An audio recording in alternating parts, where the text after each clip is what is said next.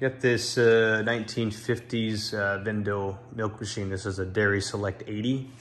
It's got a 4-selection option for delivering cartons.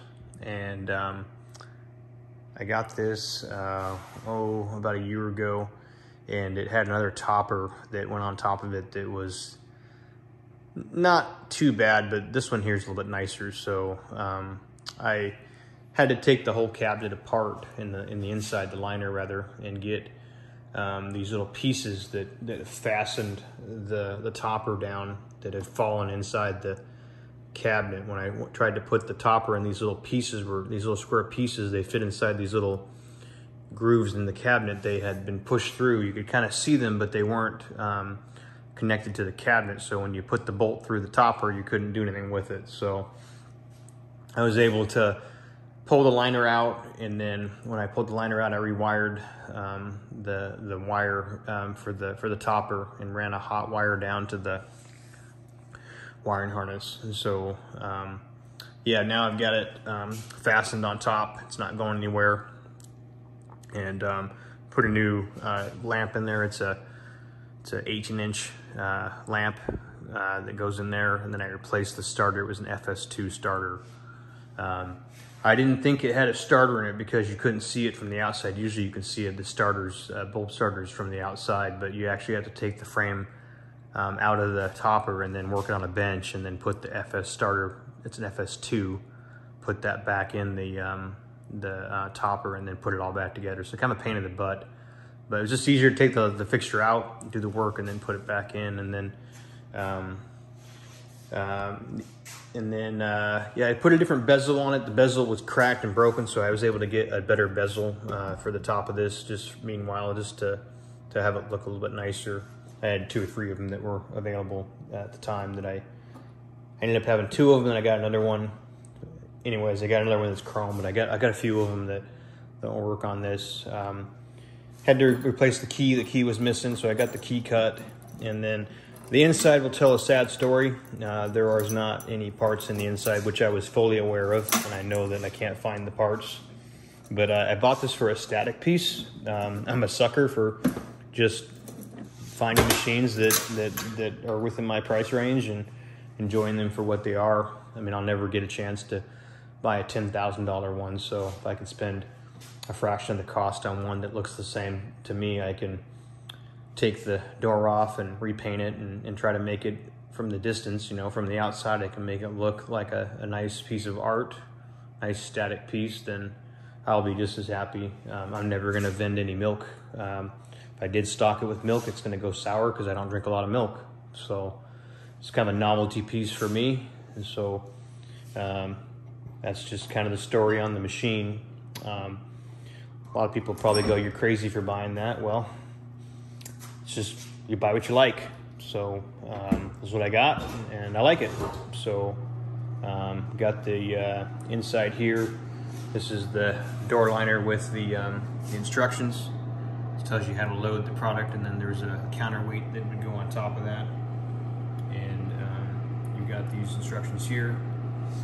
And then this is the inside compartment. Like I said, the columns are all missing, and that's what I expected when I bought it. And I know I won't find the parts, and that's fine. So story over. So got the compressor rewired. I've got the compressor unplugged right now because I'm just running the lamp.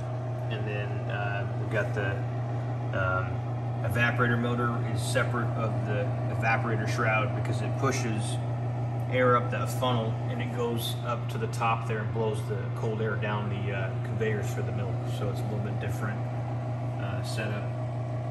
And then you got your condenser and your motor, and then your compressor. You got a new wiring harness in there just to make it safe.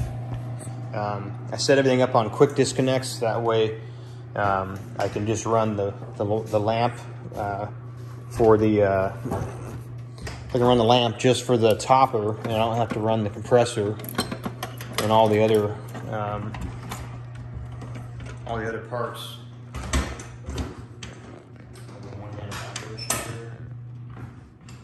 Okay, I have a one-hand operation here with running that, but you can see everything about it. And then I was able to order a new push button, or a new push display here for the trim bezel, and then I was able to order some new decals for the logo, and then some of the side art for a future date. But I went ahead and purchased that and got it out of the way. But I'll buy some parts from Funtronics. I'll buy a door liner, and I'll buy some breaker strips. And my goal is to try to make this, you know, just make it look a lot nicer, and just kind of enjoy it for what I can do with it within my budget. But I just haven't had an opportunity to buy one that's been complete over the years, and so I think I've been looking for about 10 years, and I missed one years ago that was a really good deal, and it just wasn't close to me. And so, yeah, this is what I can get. So I'll take it.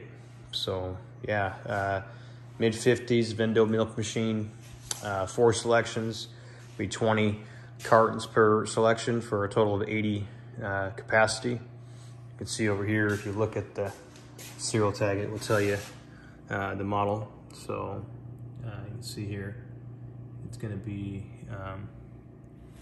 Dairy Select right there, DS. All right, it's hard to see. DS, and then I guess this might be a Dairy Select 72. I'm not sure. I thought it was a Dairy Select 80, but maybe it's based on what size cartons you have, because there's different size cartons that you can have for the machine. So maybe the 80 is with a different size carton, because it shows inside that there's 2 different carton sizes. So that may well be the case. So very well be the case, very. But yeah, got that all set for now, and it's just going to be a project that goes on for a while. So it should be fun though. So stay tuned.